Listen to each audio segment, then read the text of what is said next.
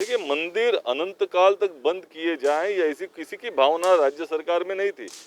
निश्चित तौर पर अभी कोरोना का बड़ा संकट है और राज्य सरकार के सामने जो चुनौतियां हैं उसमें एक कोरोना का जो संख्या जो बढ़ रही थी उसके ऊपर नियंत्रण पाना, अर्थव्यवस्था को फिर से गति दिलाना, निश्चित तौर पर सामाजिक संरचना जो बिगड़ गई है उसको फिर से लौटाना, उसी सुस्थिति में लाना।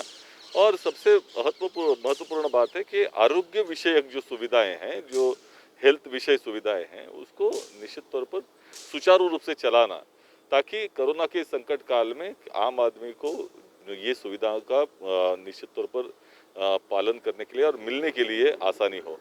निश्चित तौर पर ये सभी चुनौतियों में ये सोच ज़रूर थी कि लॉकडाउन ये जो है ये उपाय है इसके ऊपर, कोरोना के ऊपर। निश्चित तौर पर ये इसका प्रभाव न बढ़े इसके लिए लॉकडाउन ये उपाय है। पर अनलॉक ये तो जो अर्थव्यवस्था के प्रश्न सामने आया है इसके वजह से एक तरह की असहायता है कि अनलॉक आपको करना पड़ेगा।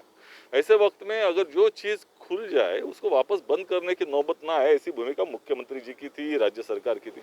और वडेट्टीवार जी ने पहले ही इसके बारे में कहा था कि नवंबर तक सभी चीज़ें खुलने की कोशिश हम लोग कर रहे हैं। एक निश्चित तौर पर महत्वपूर्ण विषय ये है कि आईसीएमआर ने कहा है कि कोरोना की दूसरी वेव आ सकती है जनवरी फरवरी में। हम ये अपेक्षा रखते हैं कि जनता जो दर्शन के लिए जाए तो ये इसका ख्याल रखे, अपना ख्याल रखे, अपने परिवार का ख्याल रखे और जितनी तो एहतियात बरते। जहाँ तक भारतीय जनता पार्टी की बात है, जिस तरह से आंदोलन करके इस विषय को उन्होंने राजनीतिक करने की कोशिश की, बहुत ही अफसोस की बात है। उनको कोरोना के संकट से कोई लेना देना नहीं है।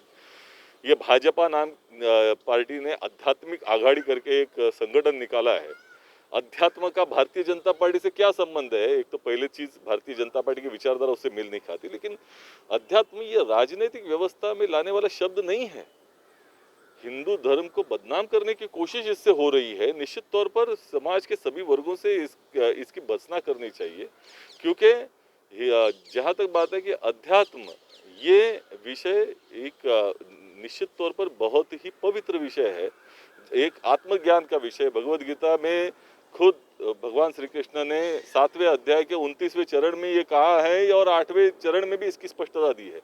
तो उसका संबंध जो भगवान श्री कृष्ण ने कहा है उसका संबंध भारतीय जनता पार्टी के आचरण से है क्या? और जिस तरह की भाषा ऐसे अनाचार्य कर रहे थे, जो भाषा का इस्तेमाल हो रहा था, वो आध्यात्मिक थी क्या? निश्चित तौर पर जनता ने ये प्रश्न भारतीय जनता पार्टी को पूछने चाहिए।